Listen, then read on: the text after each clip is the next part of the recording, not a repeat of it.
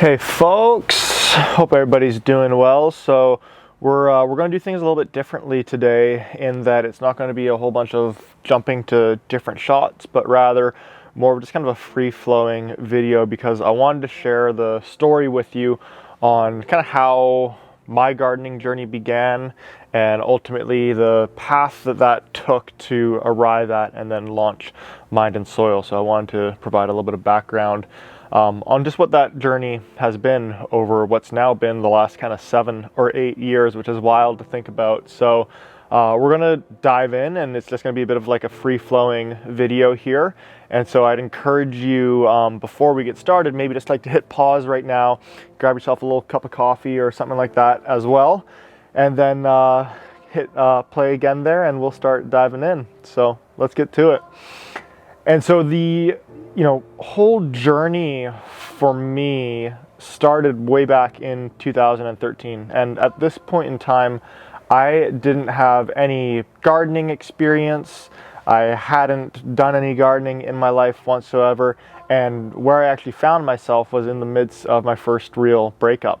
And so at that point in 2013, like it was really one of the kind of shittiest stretches of time in my life, and my partner and I, we had gone separate directions, and I just found myself completely riddled with anxiety, like to the point where like I was not sleeping unless I was medicating myself with weed or drinks in the evening.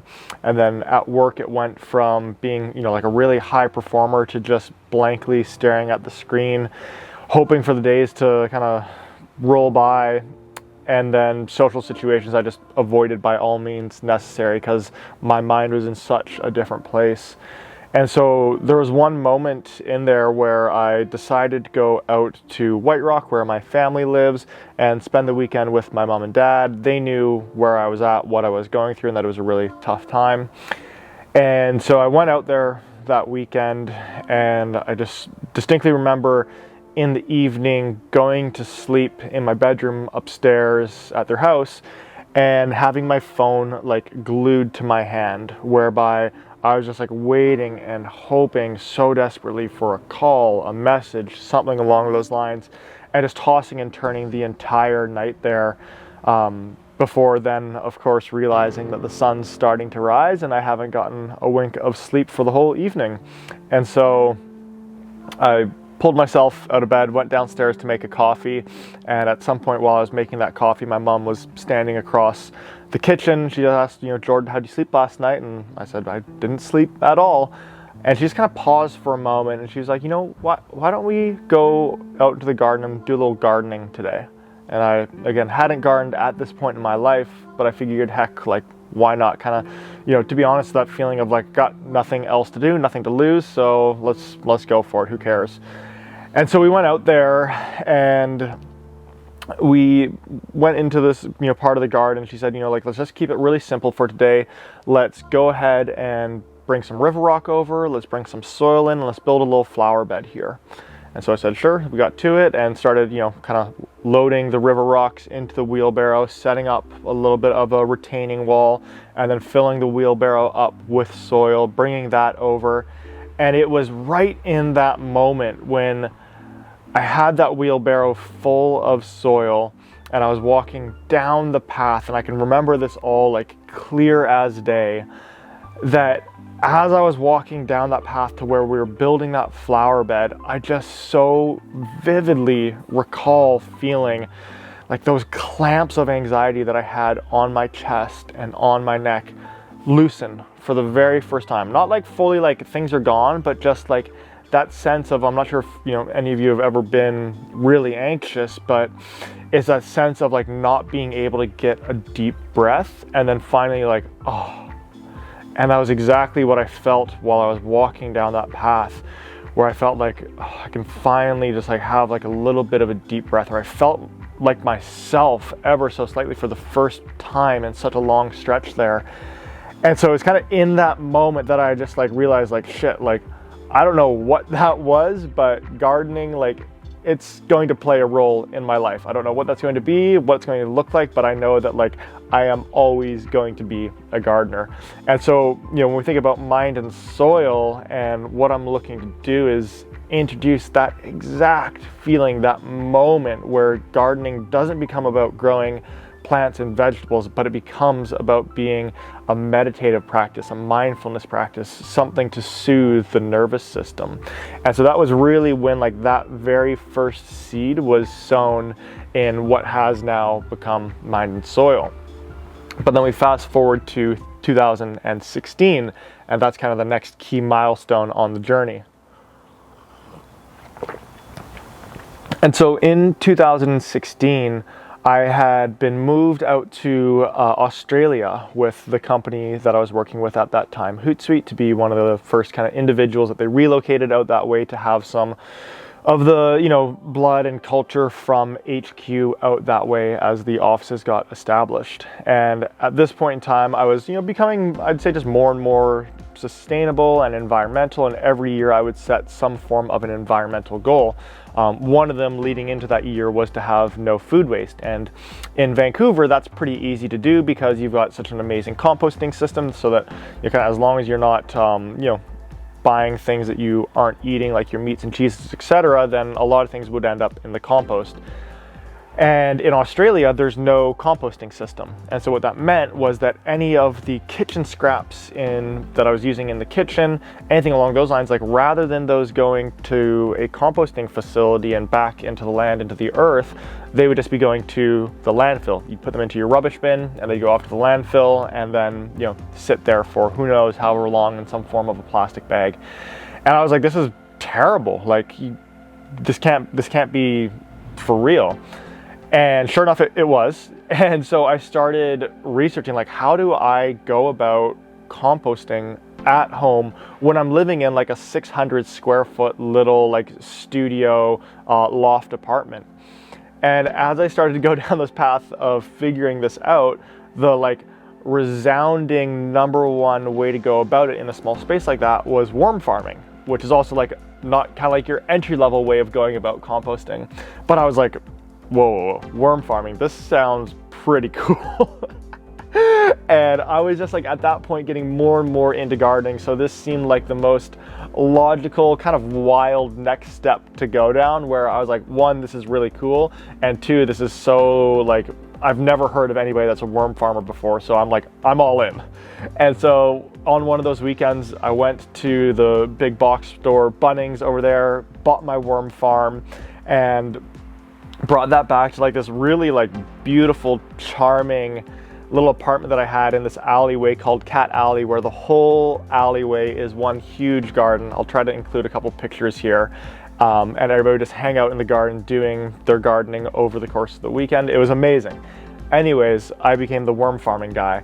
And so I set up the worm farm, and I thought it was so amazing how I could take, at that time, what very little produce I was actually growing in my garden, and eat 80-90% of it, and then put that remaining 10% into like a worm smoothie. That's right, I would like blend it up into a smoothie for them so they could eat it as quickly and easily as possible. Put that into the worm farm, and within like 14 days have some of the most incredible, like beautiful, delicious, full of nutrients worm castings to put back into my garden that would then give me more fruit that I could then eat, to then have that little bit extra to give back to them. So it was like this closed circle that was happening within like 250 square feet in my little apartment. And I just thought that was like the neatest thing, that one, I was able to solve this problem, and two, that it was feeding the garden that I was beginning to spend more and more time with. And so I again had like this kind of key moment of thinking like, oh my gosh, everybody should be using worm castings in their garden. It's so good for the environment. It's so good for the garden. You can't ask for more of a win-win than that. And so that kind of became like key moment or milestone number two, was this like fascination with worm castings and pulling from the waste cycle to ultimately create something that's incredibly valuable. So we continue along, and 2016 passes, and now we're kind of in 2019. And at this point in time, it had become clear to me that kind of career-wise, that I wasn't completely enchanted by what I was doing. I had a kind of sales consulting business, and at that point in time, I had joined one of my customers essentially in like a full-time capacity. But I knew that I wanted to begin moving towards an area of impact and begin kind of having more of a role in the world.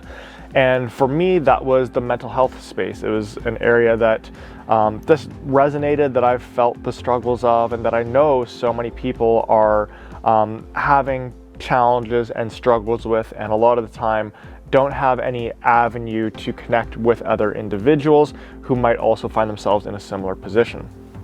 And so what I did in 2019 was I decided to take 1 day per week off of my kind of consulting books and begin dedicating that towards my exploration into the mental health world and space. And I had no idea where this would lead, where it would take me. I just knew that like the one resource that we have as humans is our time and our energy. And as we dedicate that towards different initiatives and causes, we, if nothing less, we get clarity, but generally those things begin to grow. And so I was like, I don't know what it is in the mental health space that I want to be working on just yet, but I want to start going in that direction. And so on those Fridays, what I did, which I thought was a really, really great approach at that point in time, was that the only measure of success that I put on those Fridays wasn't, the size of the opportunity or where the market was at or who the players were or what's the competitive landscape, anything along those lines. It was just simply, did whatever it was that I was working on that Friday, did it energize me? Did I leave that day feeling energized, that I could keep on working on it until 8 p.m., 9 p.m., midnight, 2 a.m., 3 a.m. And if it wasn't like a fuck yes, like I can keep on going this, I'm so over the moon excited about it, then I gave myself permission to let go of that and to begin exploring into something new. And so where this exploration began was into the technology world. I had spent my career working in enterprise software sales. I felt like, okay, maybe something at the intersection of mental health and enterprise software could be a place that marries my skill set plus my passion. And as I started exploring into that in those first few weeks of dedicating that 1 day per week towards my mental health kind of exploration, I realized that like this is going in the right direction, but it wasn't that like fuck yes feeling of this is it. And so what I did was I gave myself permission to say, okay, maybe it's not going to be in the enterprise technology world. And that was such a key moment because that then created the space for me to find something that was even more aligned with what lights me up. And so the next thing that I rolled into was beginning to explore into nature-based therapy. I think at that time I had a bit of a hunch of kind of how beneficial being in nature in the garden had been for me, so I started going into that. But once again, as I explored into it, I was like, this is going in the right direction. And I came across this concept called attention restoration theory that really resonated, but it still wasn't that like, fuck yes, that I was looking for. And so I once again allowed myself to kind of like let go of that and explore a little bit further into things. And so now we're, kind of 5 to 6 months into this exploration, and this is simultaneously when the world is beginning to go into lockdown. And I've got friends that are in New York, in San Francisco, in Sydney, in Singapore, and everybody all of a sudden is just kind of like locked at home and going through a bit of a challenging time. And so I decided, hey, I'm gonna start just like posting on my Instagram account this little thing called Soil Saturday. And it started with like just trying to figure out how to get a hot compost pile to heat up. And for whatever reason, like these stories just massively resonated with the people in my audience. But more importantly, what I noticed was that this, like, I want to be working in the garden every single hour of the day and then sharing this with people. So I was like, whoa, I've kind of started to find like that FES moment of like, there's something in here. So then I put together a Google search for any time that gardening is mentioned alongside anxiety, stress, depression, PTSD, grief, because I had this suspicion that gardening has the ability to heal, but I wasn't sure if that was just in my head or if this is something that is out there. So I set up these Google searches to see if anything would come back. And like the next day, it was like story after story article after article, research piece after research piece about just how beneficial and how healing gardening can be. And so it started to be like right in and around that moment that I started to have this vision, and it's in line with the Japanese concept of Ikigai, which is where there's kind of like a Venn diagram of 4 circles, and it's like what you love to do, what you're good at doing, what you can get paid for, and what the world needs. And at the middle of that is Ikigai, or life's purpose. And for me, that really felt like bringing the mental health benefits of gardening to as many individuals as possible, and making money through providing the products and the education that individuals need in order to get their hands dirty for the very first times, could be that area that is right in the middle of this kind of Ikigai Venn diagram. And so as we're rolling through 2020, my soul is kind of on fire, like, oh my gosh, I could be onto something that, like, regardless of market opportunity or anything, is absolutely feeling like life's purpose for me. And so lo and behold, I start posting some, stories about how well the worm castings are working in some little soil experiments that I was doing, and people start reaching out to me asking for worm castings. And I'm like, okay, I guess this is like a bit of a calling that I need to start trying to figure out where I can get some worm castings, because I only had enough for myself, not nearly enough for the individuals that had started asking for some. And so I started calling around, and I came across this one individual who apparently had a whole bunch of worm castings. So we chat on the phone. He's located down in Burnaby, and he says that he's trying to move out of being in that business to focus on a different one, so I can come by and grab some of the worm castings from him. I come down to his place in Burnaby. It's a big warehouse, and in the back he's got kind of like 8 big dumpster bins that you'd have like outside of your house that you put your garbage into, but 100% full of worm castings. And so we chat for kind of 15-20 minutes. He says, you know what, like, I really can tell how passionate you are about this. I don't want anything to do with these worm castings moving forward. I'm focusing on my other business. So look, I'm going to be here for 2 hours. Take as much as you want. And, it's, as much as you can grab in 2 hours, and it's all yours. And so I thought, oh my gosh, like, he can't be serious. Like, that's kind of too good to be true. And so I like sprint in the back. He's got all these bags, and I just start shoveling as much of it as possible into these, kind of like sandbag sacks that he had given me to utilize. And next thing you know, it's like an hour and a half later, and I've got like a ton of them all stacked up. And I run into the problem. I'm like, shoot, I don't know if there's actually going to be enough room or space in my car, or if it's going to be able to carry that weight load. But I was like, once again, this is too good to pass up on. Like, just get it into the car and figure it out. So I load my car up, and it's completely like sitting back like this on the back of the suspension.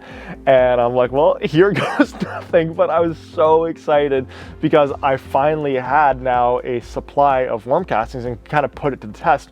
Is there actually something here? I did get back to Squamish safely that evening, brought it all into my garage. I felt like Al Pacino in Scarface, just like sitting on this pile of worm castings as like my supply to now distribute to individuals. And it ended up being 1,448 pounds worth of worm castings that I now had on hand. And so sure enough, I start, sharing that with some individuals on Soil Saturday. People are saying we want to purchase it. And so I start, selling it, moving it, and distributing it to folks. And where I realized this could be something was that I had a trip over to the island, and there were 6 individuals who wanted to purchase, who I had never met before. This was all through Facebook Marketplace.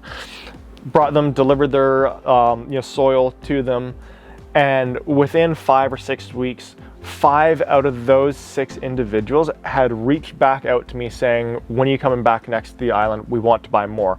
And I thought, dang, like, we might be onto something here. And so that was in and around July of 2020. And as I had that moment of like these repeat purchases that were coming through, and such conviction behind wanting to bring gardening to individuals so that they could experience that same feeling that I had back in 2013, and that I continue to have pretty much each and every time when I sit and get my hands dirty, sit out in the garden and get my hands dirty, I knew that it was at that point, at that moment, that it was time to go all in. And so I decided in July or beginning of August 2020 to put my consulting business kind of on the shelves, and to take $51,300 of my own personal savings and just give myself essentially 12 months of runway as a gift to myself, of like, you can tell how much you love this, how much you care about this. Here's 12 months to like see what you can build and create. And that's what I've been working off of for the last 12 months here, as we've now been, I think we're now like 13 months or so since that date. The bank account hasn't hit zero, which is a good sign. But I carved that money out to start building this entity that would ultimately become Mind and Soil, and have the mission and the purpose of introducing gardening's mental health benefits to 1 million individuals, regardless of where you live.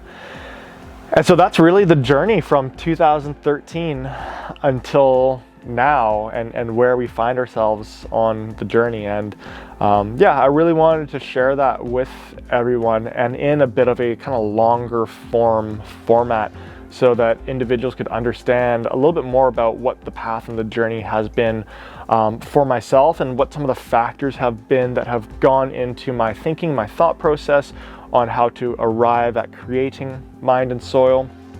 And first and foremost, if you have any questions on it, please do ask those in the comment. I would love for this to be an opportunity for me to get to know each of you a little bit better, and to share more of the journey if there are particular or specific questions that you have.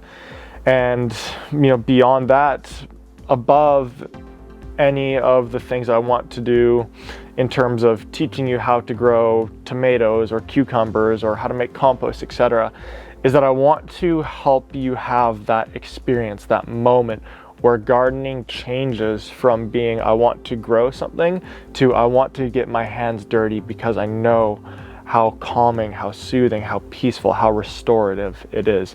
And so if there's anything that I can be doing to help you experience that, or if there's any ideas that you have on ways that we can go about doing that more effectively for the community at broad, please also either share those on the comments down below, or send those through to our Instagram account at Mind and Soil. Would absolutely love to hear any ideas that you might have, any suggestions that you might have that would help propel us further towards ultimately reaching, connecting, and introducing 1 million individuals to gardening's mental health benefits. So there you have it. That's kind of the journey behind how we've arrived at this point where we're now at in September of 2021.